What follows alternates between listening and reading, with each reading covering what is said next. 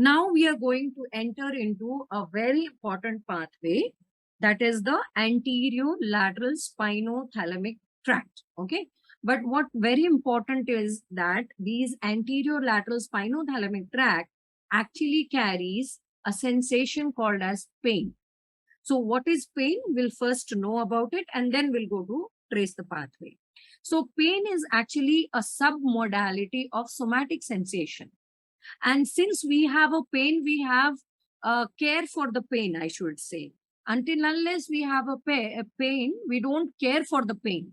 So it is a kind of a protective modality sensation, you can say. It's a protective sensation because if there is a pain that requires your attention, that requires your care, and so that, you know, when you care and put an attention to that, you take all measures, you actually kind of heal from that pain. And so the pain sensation is reduced. Fine. Pain can be of a different type. You know, if it is from the somatic areas, the skin areas, so it can be, pricking pain, burning pain. And if it is from the visceral area or the slow pain, what we call as this dull pain, they can be like aching pain, or you can say bloating pain, soreness, there can be stinging. So I can define pain as a fast pain or pain as a slow pain or a dull pain. So pain from the skin area, when there is a cut, there is a crush of that, when there is some chemical has, when a chemical falls, it gives you a dull pain or a slow pain. But if there is a cut, there is a crush or a cut, you get a fast pain. So there are, pains which are being carried by the A delta fibers. Those are the fast pain. Then the pain of aching, soreness, burning, those are the dull pain. That's called as the slow pain. And the slow pain is carried by the C fibers. Now the receptors who are specialized to receive these pain sensations are called as nociceptors. So we have seen that nociceptors again have been classified. If they are, responding to mechanical pain, they are mechanonociceptors. If they are responding to chemical, they are chemical nociceptors. Then there are polymodal nociceptors who are kind of specialized to receive any form of pain sensation. Okay. Nociception and perception of pain are not the same. Perception of a pain can be altered. You can have exaggerated pain of a small thing, or you can have a less pain perception of a pain of a nociception. So hence it is not the same thing. It can be persistent or chronic, dull pain, which is their headache, which is going on for hours together. So it can be persistent or a chronic pain. Rheumatoid arthritic pain, it's a chronic pain, persistent pain. All the time there is some pain from the joints. So they can be, again, we can divide them as a neuropathic pain, or we can call it as the nociceptive pains. Now, for a pain pathway, what is important for us to know is the anterior lateral spinothalamic tract. I'll try to trace it first, and then we'll go to these things. Okay. So let me take a white screen. So you can take a white paper along with me. Let me take a white screen, take a pen. So what is the first thing that we do for any tract? When we draw any tract, we should first draw a midline. Good enough. Then what is the next thing we have to do? Draw at least 2 spinal cord sections. This is for representation that I am telling. Good enough. Then we can draw the brainstem area. So we can draw the medulla. Okay. Then we can draw the pons, and then we can draw the midbrain. Then what we have to draw is the thalamus, and then the somatosensory cortex. Fine. So these are the requirements. Let me draw a little better spinal cord here. Good enough. Fine. So now let us take the receptors first. So what are the receptors? So we have, if this is my skin tissue area, which has been cut, there has been pain because of this. So what are the fibers that will be stimulated? The free nerve endings, which are going to carry the fast pain. And they are which fiber? The A delta fibers. So we have A delta fiber carrying the fast pain, and we have the C fibers who are going to carry the slow pain, temperature, and the cool touch. Okay. So we have the A delta fibers. They are going to go to the dorsal root ganglion, and then they are going to go to this lamina, that is 2 and 3, between lamina 2 and 3. And what is that area? We call it as substantia gelatinosa. Okay. So if it is by C fibers, again the free nerve endings via the C fibers are going to carry my slow pain. So the fast pain, what is the difference? Fast pain can be the pain due to the cut, crush, which is going to be, and it is well localized as it is being carried by A delta fibers. Dull pain is your pain like aching pain or burning pain, the soreness. Those pain are slow pain or dull pain, and they are being carried by C fibers. So this is a better localized pain. If you ask a person where exactly is the pain, he'll be able to very finely localize it. How about the C fiber pain or the slow or the dull pain? If it is coming from the viscera, he may just say, okay, this is, he may just tell you a diffused pain area. He may not be very specific in pinpointing that this is the area where I'm getting the pain from. So these are the C fibers which are going to carry the dull pain, and they also come to which area? The substantia gelatinosa. So if I have to magnify this part, if this is my substantia gelatinosa pathway, I have the A delta fibers and I have the C fibers. Look at the difference between this. A delta fibers, they come to the substantia gelatinosa and they give the second order neuron. Okay. The C fibers, they are going to make multiple synapses and then they'll give it, right? So this is my C fiber, this is my A delta fiber. Now, what is the difference? Here, the connection is 1-to-1. Okay. So the pain is the fast pain. First of all, this is a myelinated nerve fiber. This is an unmyelinated nerve fiber. So we have the thalamus here. Then we have the midbrain. Then we have the pons. And then we have the medulla. Okay, good enough. So we have the medulla here. Fine. Then we have the two spinal cords. Fine enough. I am drawing it again, but you must have already drawn it. So now I'm taking the pain sensations, from the skin area. If there is some damage here, we have the free nerve endings, which are going to carry we have the A delta fibers carrying the fast pain. We have the C fibers, which are going to carry the slow pain. And I have already told you the difference between them.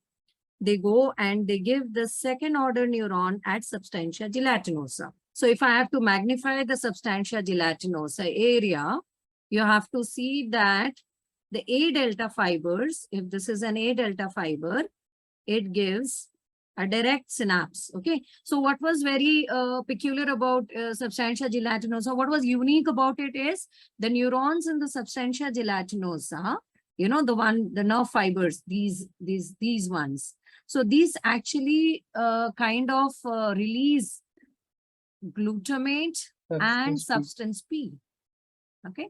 So substance P actually acts as a modulator for my pain sensation. It actually reduces the threshold for the pain. So if there is a damage here, if there is a tissue damage, there will be release of certain substances who are going to irritate my free nerve endings. These are my free nerve endings. And what are those substances? You have to remember them. One is 5-hydroxytryptamine. Then there is histamine. Okay. And since there is a damage to the tissue, tissues have cells and cells are bag of potassium. So potassium, there is a release of potassium.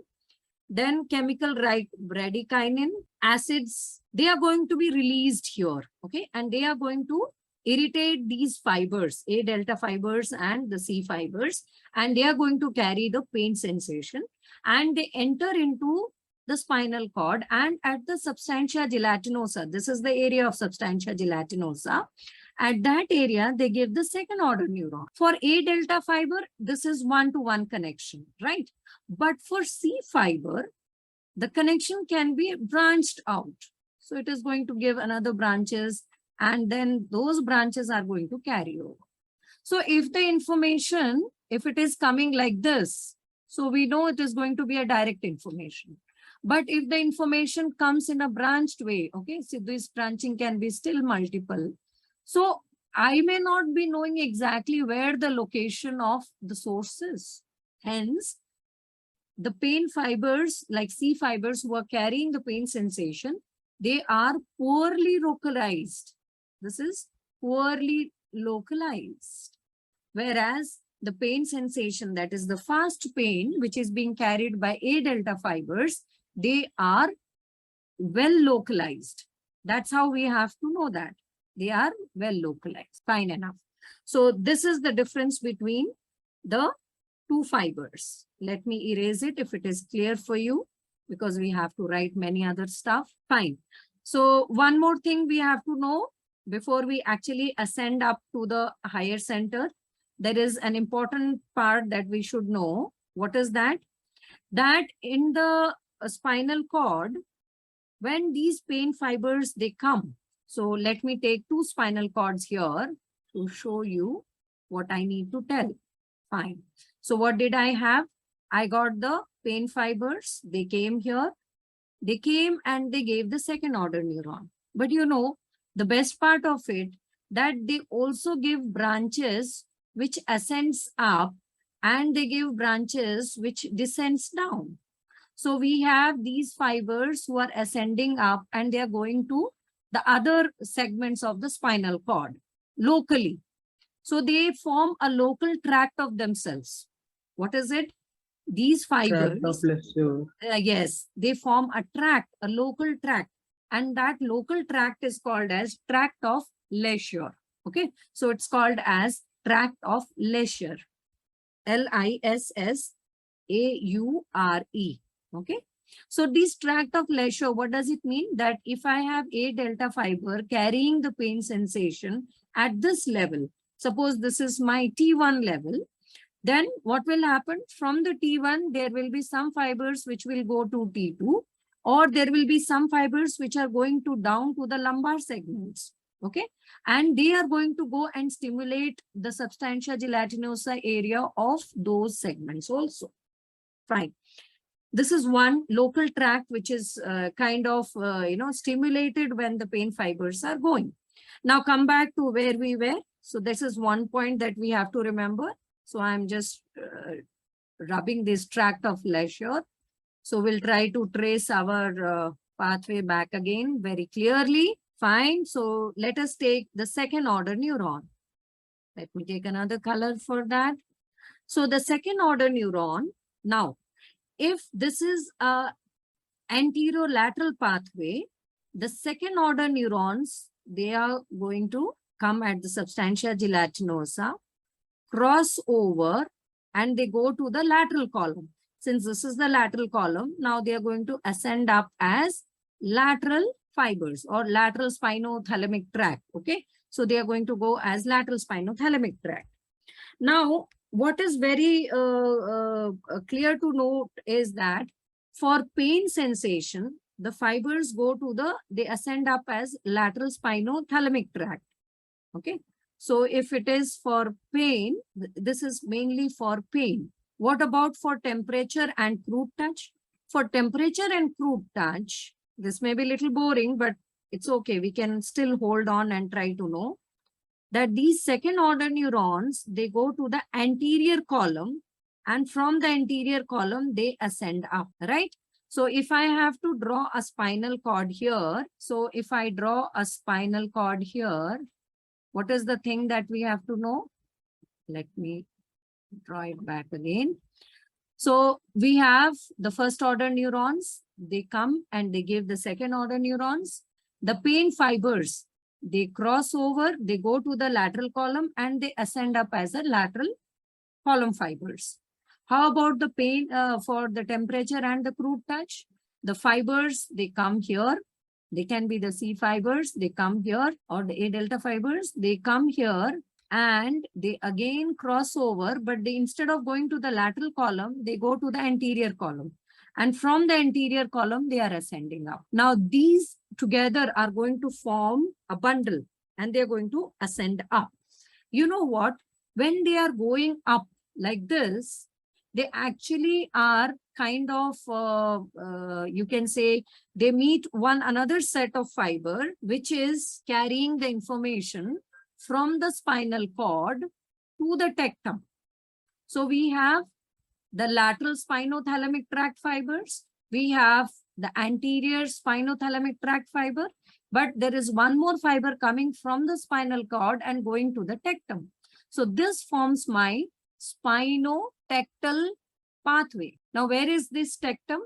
So if I draw this brain sections, this is the brain stem, medulla pons. This is the midbrain, pons, medulla, and this is the spinal cord. Okay. So here, if I descend up, behind the midbrain, there is two nuclei here. Okay. So these two nucleus, one is called as the superior colliculus and the other is called as the inferior colliculus. These together are called as tectum, right? So we do have fibers who are going to go to this as spinotectal pathway. And these spinotectal pathway, they are important for spinovisual reflex. What is this spinovisual reflex? This reflex is as if you're walking onto the road. Suddenly, you know, you feel that you're at the edge and you're about to fall. When you feel that, you know, the sensation is actually coming from your proprioceptors. When you feel that there is, you know, there is a ditch behind, or there is something, you know, you're at the edge of falling, you're somewhere in the corner area, you suddenly look down. So that reflex is called as spinovisual reflex. And who is responsible for that? Your spinotectal pathway. Okay. So why did I mention it here is because along with our lateral spinothalamic tract and the anterior spinothalamic tract, the spinotectal fibers also ascend up. They also become a part of that bundle. Okay. And this bundle is now called as the spinal lemniscus. So what exactly happens is that these two fibers, you know, they actually go and meet up. And now they form a single bundle. And this single bundle is called as spinal lemniscal fibers. So they form the spinal lemniscal fibers. Fine. So what happens? Now let me repeat back again. We had the first order neurons who were coming from here, from the periphery, from the center. They gave the first order. This is my first order. Then they went into the spinal cord in the substantia gelatinosa. They gave the second order neurons. The fibers which were carrying your pain sensation, they went to the lateral side. Fibers which were carrying your temperature and crude touch, they went into the anterior side. Since they ultimately, you know, kind of meet together as spinal lemniscus, we call this whole tract as anterior lateral pathway. Anterior lateral pathway. We don't read them separately. And one thing we can remember is that the spinal lemniscus not only has the lateral fibers and the anterior or the ventral fibers, it also has the spinotectal pathway. So now we are having these fibers who are going to carry. So this is anterior lateral pathway, which is going to go up. So they will go where? Now from here, I'm going to take it as a single fiber. They're going to go to the medulla, then they to the pons, and now they are going to where? To the thalamus. And where exactly to the thalamus? Ventroposterior VPLN. Remember that. Ventroposterior lateral nucleus of the thalamus. And from there, again, we have what? Obviously, we have here we have, if I have to draw it, we have the lentiform nucleus here, right? And then we have the posterior limb, we have the anterior limb of the internal capsule. And then what is happening to my fibers? They are going to go to the posterior limb. And from there, they are going to go to the cortex. They are going to go to the whole cortex, right? Now, this is not that simple way to, it's not that simple as it is shown here. But if I have to tell you the order of neurons, I can always tell who are the first order and who are my second order neurons. So First, let me make that clarify you, and then we'll go a little more modifications over this part. First order neuron, dorsal root ganglion. We have the peripheral end to the receptors. And when there is a damage to skin, there is release of certain chemicals who are going to initiate the pain. They are called as the nociceptors. They're going to take that sensation of pain. They're going to carry to the dorsal root ganglion. From the dorsal root ganglion, they go to substantia gelatinosa. In the spinal cord, they give the second order neuron. The second order neuron crosses over at the spinal cord level. Things to remember, that they not only give the collaterals here, though means the second order neurons, they also little bit of the fibers ascend up or descend down, and they form a local tract. And that local tract is called as tract of leisure. Okay. Then these second order neurons, which they are going to ascend up as anterior lateral spinothalamic pathway, they cross over the brainstem, they reach to the thalamus, and from the thalamus, they go to the cortex. Now, what is the difference here is, now let us take, if it is a C fiber, if it is, if the fibers are coming from A delta fibers and the fibers coming from C fiber or the sloping. So let me draw here. For clarification, I'm doing it. So if this is my thalamus, I've made it a little bigger. This is the intralaminar way. And here are the intralaminar nuclei. Okay, they are the gray matter. Fine. So if I have the A delta fibers, okay, if, let me take the fibers now. If, okay, I have the crossed fibers, they are coming at anterior lateral spinothalamic pathway.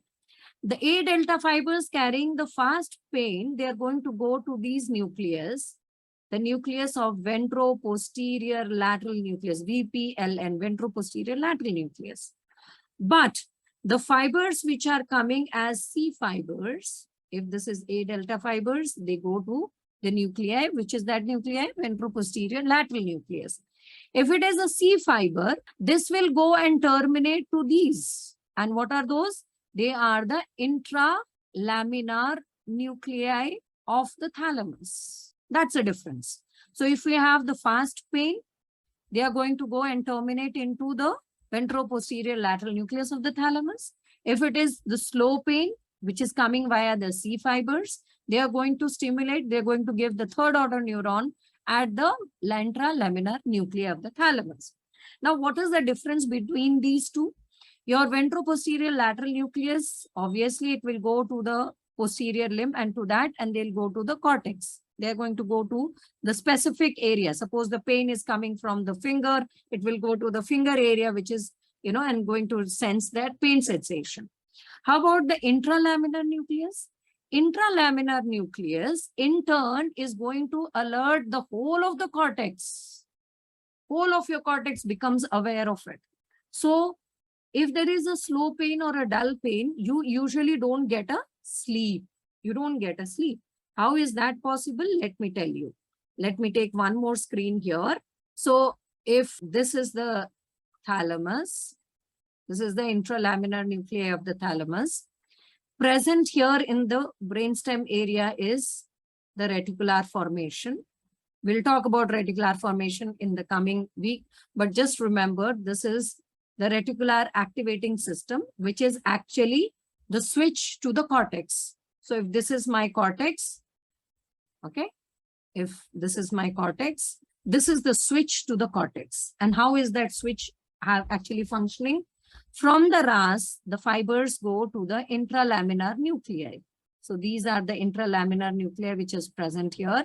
So the RAS goes and activates the intralaminar nuclei. Intralaminar nuclei from the thalamus in turn actually activate the whole cortex. Whole of the cortex becomes aware of it. Okay. Hence you are alert, awake, and aroused. So this 3A is going to happen when RAS is on, right? So when RAS is on, then how RAS is going to be on? So what did I say? When we have the pain fibers, as the pain fibers were ascending to the thalamus, the cross pain fibers, as they were ascending to the thalamus, the A delta fibers went to the ventroposterior lateral nucleus. The C fibers the C fibers, they went into the intralaminar nucleus. What did these C fibers also do? They actually give collaterals to the RAS also. So these are the extra connections. So what exactly happens is, when you are in a pain, you actually don't get a sleep. And what is the mechanism? The mechanism is, as these fibers, pain fibers, are ascending up to the thalamus, they give collaterals to the RAS, they stimulate the RAS, and they keep the RAS awake, on. And RAS in turn stimulates your intralaminar nuclei, who in turn is going to stimulate whole of the cortex. And you are well awake, you are well awake, big eyes. You are awake. You don't go off to sleep. So you are in a pain. What is that? Obviously, you may have emotions attached to that. You are in a pain. You are kind of having always, there is a pain with you. You don't get a sleep, obviously. So RAS, if there is stimulation of RAS is going to keep the whole of the cortex awake, aroused, and alert. All right? Okay. Then there are some more connections which I need to tell you here to mention as what are the other connections that, you have the emotional component. We know that when we are in pain, we actually don't smile and laugh, isn't it? We have an emotion, and that emotion is a tearful emotion. You can say sad emotion, because we are in pain. How is that possible? Then we have certain autonomic responses happening during pain. Now, when you are in a pain or a dull pain, what happens? You get tachycardia, sweating, uneasiness, so nausea, vomiting, all those things that you get due to pain is because of the autonomic. Those are the autonomic responses that is happening. So how is that possible? I'll take it to the thalamus directly. Okay, so we have the thalamus. Then we have the cortex. This is the parietal cortex, the temporal cortex. Okay. Then we have the pain fibers. So let me take to the pen. Let me take the pain pathway. So we had the receptors, then dorsal root ganglion. So it went to the spinal cord. Spinal cord at substantia gelatinosa. They gave the second order neuron that crossed over. Now it is ascending up as anterior lateral pathway. It ascends up to the brainstem, goes to the thalamus, and from the thalamus, they may go to the cortex. That is one connection that we know, right? And slow pain, fast pain, we know that the fast pain goes to the ventro-posterior lateral nucleus. The C fibers, they go to the intralaminar nucleus. And in turn, they also give fiber to RAS, which is present here in the brainstem area. Then there is a nuclei here. There is a nuclei here, which is called as insula. Okay. This thalamic fiber, some of the thalamic projections, they go to the insula. And what is insula responsible for? It is responsible for the autonomic responses. And what are those responses? It can be an increase in the heart rate. We can have sweating. Okay. There can be sweating, or there can be nausea. So those emotions, not emotions, those kind of autonomic responses that you get, especially due to slow pain, and that is via the insula, the fibers which are connecting the insula and the thalamus. Then somewhere here near to the frontal part of it, we have the cingulate gyrus. So we have a nuclei of cingulate gyrus. So I'm just representing this. So fibers from here, they go to the cingulate gyrus. This is my cingulate gyrus. So fibers coming to the cingulate gyrus, what exactly they are responsible for? They are responsible for these sensations. So what are these? These are the emotional component of pain. And that component is what? That is definitely not a smiling face, rather a dull face, isn't it? So that emotional component which is attached to pain is due to the connection from the thalamus to the cingulate gyrus. Okay. So cingulate gyrus, you remember, that is, it's a part of the limbic system, and hence so it is involved in the emotion. So what did we see? That as these pain fibers, they ascend up to the thalamus, they give collateral to the RAS. Obviously, RAS is at the brainstem. They are going to keep the RAS awake, hence whole of your cortex, because from RAS we have the connections to the intralaminar nuclei, and from the intralaminar nuclei, the fibers are going to go and keep the whole of the cortex alert and awake. Good enough. From the thalamus, majority of the fibers, they are going to go to the cortex. For the fast pain, we have a well-localized pain where you can know what is the quality of pain, what is the gradation of the pain, what is the area of the pain, what is the point of the pain, and all that you can know if it is going specifically to the sensory cortex, especially for the A delta fibers, which we are talking about. If it is via the C fibers, they'll go and terminate to the intralaminar nuclei of the thalamus, which in turn keeps whole of the cortex awake. So it keeps the whole of the cortex awake. Whole of the cortex is awake now. So you actually are not able to very precisely point the location of the pain, but you kind of see a whole of the area. You kind of take a lot of the area and say, okay, I have a dull pain, aching pain, bloating pain, stretching pain, all that.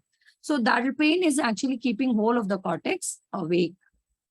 Then other connections, other components which are attached with pain is the autonomic responses, like increase in heart rate, sweating, nausea.